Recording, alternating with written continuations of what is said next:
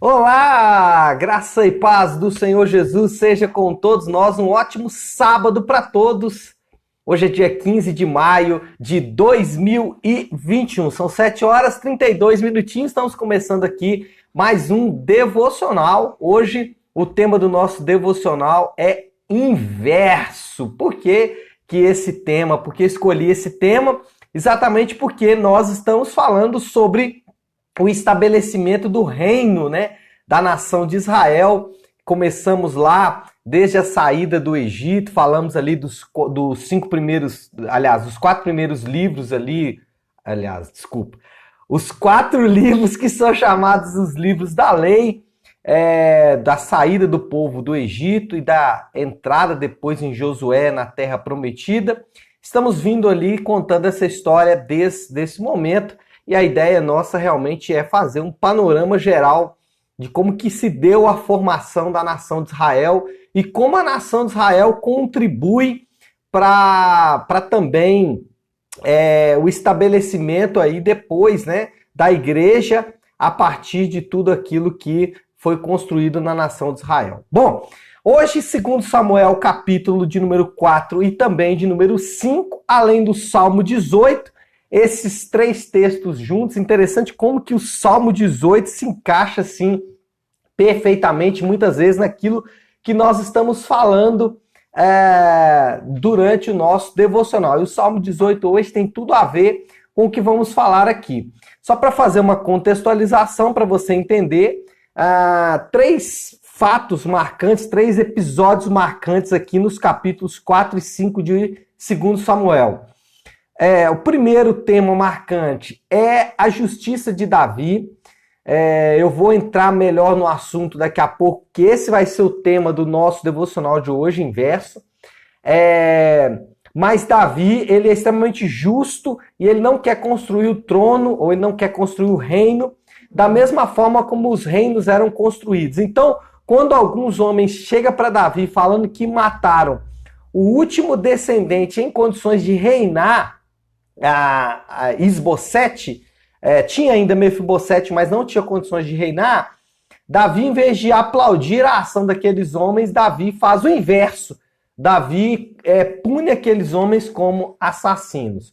Mas eu vou explicar melhor sobre isso daqui a pouco. Deixa eu só contar os outros 2 casos marcantes que temos, que é no capítulo 5, quando Davi se torna de fato rei de Israel, quando ele é ali reconhecido pela nação. Lembra que até agora só a parte sul da nação havia reconhecido Davi como rei, só a tribo de Judá, agora também a tribo do norte, os israelitas do norte, ou aliás, a tribo do norte não, as tribos do norte, né?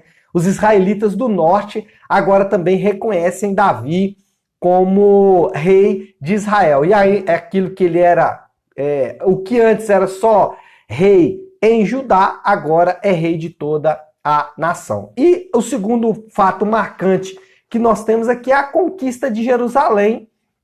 Jerusalém, que depois ficou conhecida como a cidade de Davi e que durante muitos anos foi, aliás, até ainda hoje é a capital de Israel, né, Jerusalém, e a gente vê brigas aí eméricas por causa exatamente de Jerusalém. Jerusalém foi conquistada então por Davi aqui nesse texto no capítulo de número 5. Mas voltando para o capítulo de número 4, que é de fato o tema do nosso devocional de hoje, por quê? Isbosete é o último descendente de Saul. Isbosete é o último que tem condições de reinar. Ainda existia Mefibosete, mas esse não tinha condições de reinar. Esse homem, ele é assassinado por 2 soldados do seu exército, né? Depois que Abner, lembra que Abner foi assassinado por Joabe.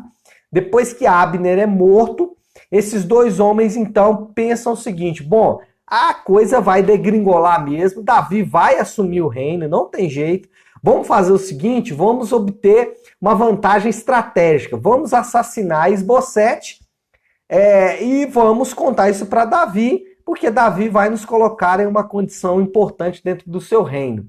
Essa era uma prática comum dos reinos daquela época. Isso acontecia com grande frequência. Aliás, não só nos reinos daquela época, como até poucos anos atrás ainda aconteceu nos nossos reinos aqui no Ocidente, as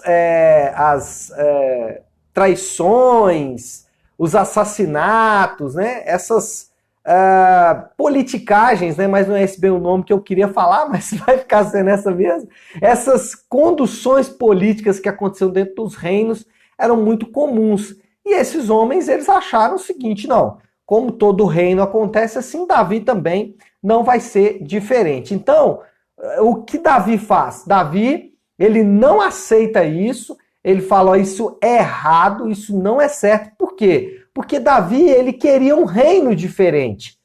E ele não conseguiria estabelecer um reino diferente se ele aceitasse as mesmas práticas do reino anterior. Se ele convivesse com as mesmas práticas do reino anterior. Então, o que Davi quis dizer, o que Davi queria mostrar com essa atitude de reprimir essa ação, que foi uma ação temerosa desses homens, era o seguinte: se nós queremos um reino diferente, nós temos que praticar ou ter práticas que são diferentes. O que surpreendeu e o que surpreende as pessoas em Jesus até hoje é a forma como ele estabeleceu o reino de Deus. É uma figura muito interessante essa figura de Davi, quando ele quer mostrar um reino diferente, é exatamente Jesus. Jesus, ele surpreendeu as pessoas da sua época. Por quê? Porque os homens da época esperavam um rei que fosse um líder militar. Eles esperavam um rei que fosse estabelecer um grande exército, que tomaria o poder de Roma à força e estabeleceria o reino de Deus na terra. Mas não foi isso que Jesus fez. E isso surpreendeu os homens. E até hoje surpreende os homens o discurso de Davi com relação ao reino. Por quê? No reino de Deus, no reino que Jesus veio estabelecer, só para dar aqui alguns exemplos, nesse reino, o poder ele não é estabelecido pelo voto ou pela capacidade de levantar soldados. No reino, o poder ele é exercido no serviço. Jesus ele disse: o maior dentre vós é o que serve. O que ele estava querendo estabelecer aqui? Que o poder, a influência dos discípulos, a influência no reino de Deus, ela não é estabelecida a partir do domínio, a partir da força. Mas no reino de Deus, quem é poderoso é quem serve. E quanto mais você serve no reino de Deus, mais poderoso você vai se tornar. E por que Jesus quis fazer isso? Primeiro, para tratar exatamente o coração do homem. Porque os poderosos, eles servem a si mesmos. Eles servem aos seus interesses. E nós presenciamos isso não só no nosso país, mas em outras nações da terra, o como isso é verdadeiro. E no reino de Deus, no povo de Deus, entre o povo de Deus, maior é aquele que serve, maior é aquele que o poder é exercido por aquele que serve. Então, maior é aquele que vai servir. Isso mostra que o reino de Deus é inverso ao reino do mundo. É assim como Davi. Davi estabeleceu o seu reino inverso dos reinos do mundo. Ele falou: se o meu reino vai ser um reino diferente, ele não pode conter as mesmas práticas. Jesus também fez isso. Olha só um outro exemplo.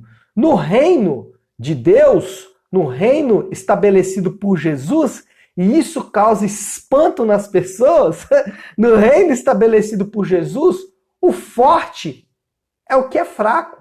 Então, se você quer ser forte no reino de Deus, você precisa ser fraco. Por exemplo, quais são os exemplos de fraqueza no reino de Deus? A fraqueza da oração. Enquanto muitos colocam a sua força simplesmente em agir e não depender de ninguém, no reino de Deus, aqueles que oram, aqueles que se apresentam diante de Deus é que se tornam mais fortes. Então, o poder não está na força. Aliás, a força não está naquele que pode exercer essa força pelo seu braço. No reino de Deus, a força está na oração, a força está no arrependimento. Jesus ele disse que a entrada das pessoas no reino dele se daria pelo arrependimento. E existe coisa que é mais fraca do que reconhecer os nossos erros, reconhecer as nossas debilidades, reconhecer as nossas fraquezas, né? E isso é o arrependimento. E Jesus disse que essa seria a porta de entrada do reino. Outra forma de fraqueza do reino é a fé, que é a confiança em Jesus e não a confiança em nós mesmos, não a confiança na nossa própria capacidade. Então, assim como Davi, ele estabeleceu um reino inverso do reino dos homens, Jesus também estabelece um reino que o forte é o fraco, o forte é o que ora, o forte é o que se arrepende, o forte é o que confia em Jesus, o forte é o que confia a sua vida apenas em Jesus. Percebe como o reino de Deus ele é inverso? Percebe como o reino de Deus ele é estabelecido a partir de conceitos que são muito diferentes dos conceitos que nós temos no mundo normalmente. Para você, para a gente finalizar e para você entender o quanto o reino de Deus é inverso, no reino do mundo nós temos valores como dinheiro, nós temos valores como sexo, nós temos valores como vingança, esses valores nos são vendidos, né? Como se fossem valores importantes, mas no reino de Deus, os valores, a moeda, o que tem valor no reino de Deus são coisas como o amor. No reino de Deus, o que vale é o amor. E ontem eu falei muito sobre isso, né? Sobre o amor sem hipocrisia, um amor que fala a verdade. No reino de Deus, esse tipo de amor tem valor. E não o amor que o mundo quer apresentar. No mundo, o amor ele aceita tudo que você faz como se fosse natural. No reino de Deus, o amor é uma das suas principais moedas. No reino de Deus, o perdão tem valor. No reino de Deus, a vingança perde o seu valor e o perdão passa a ter valor. No reino de Deus, olho por olho e dente por dente, perde o seu valor e passa a ter o valor, então, o perdão. No reino de Deus, um valor importante não é acumular riquezas, não é ter coisas pelas quais nós nos orgulhamos, mas no reino de Deus, a generosidade é um valor.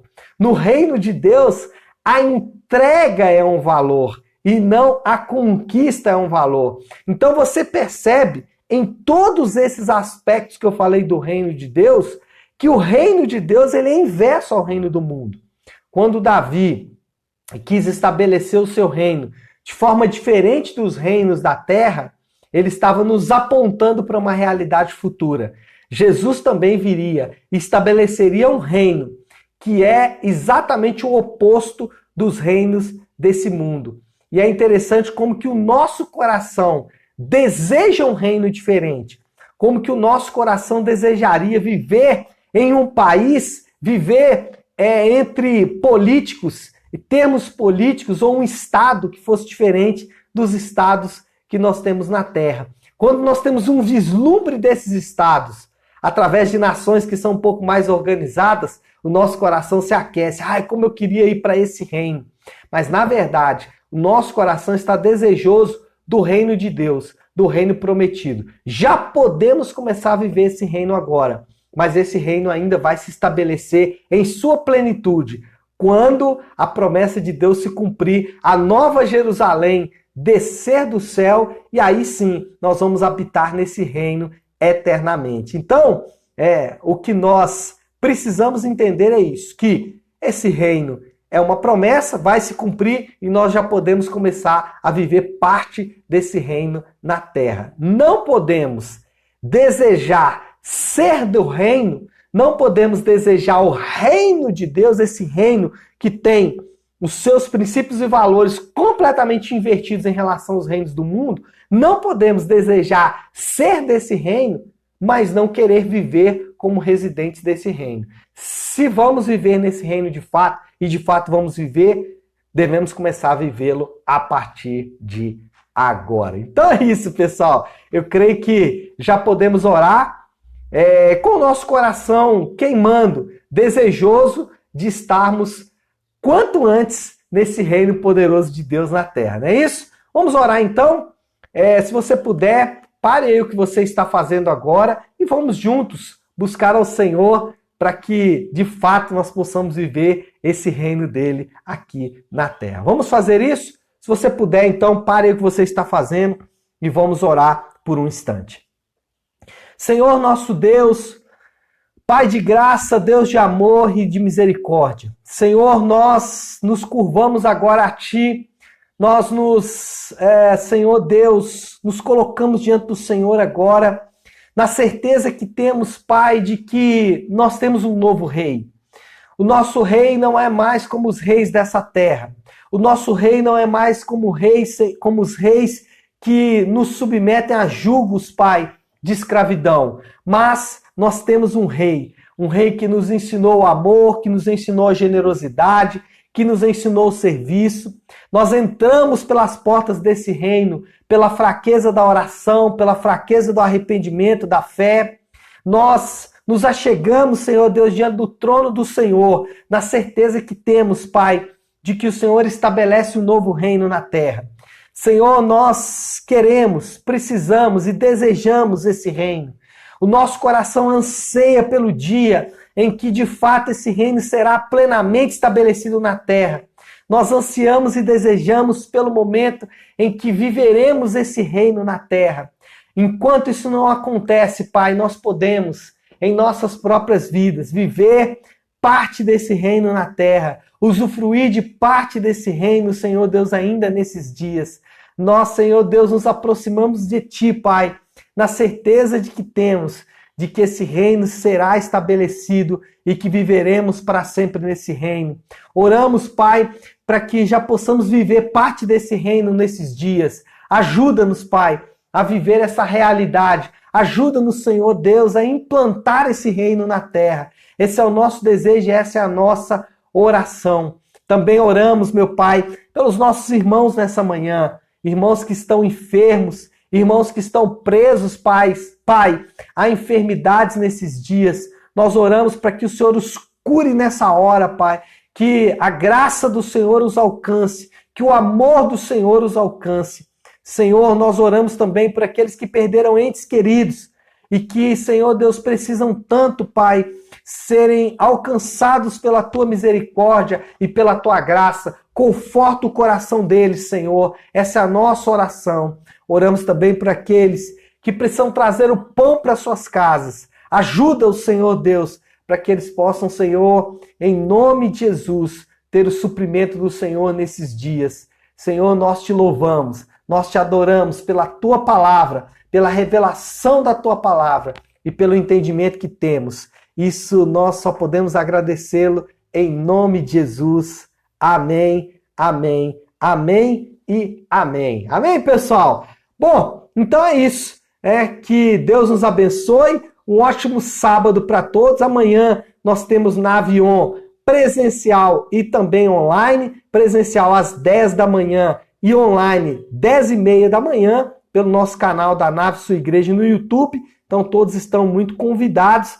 Então nos encontramos amanhã e segunda-feira, 7h30 da manhã, estaremos de volta aqui com o nosso devocional, tá bom? Que Deus abençoe, ótimo sábado, fiquem com Deus.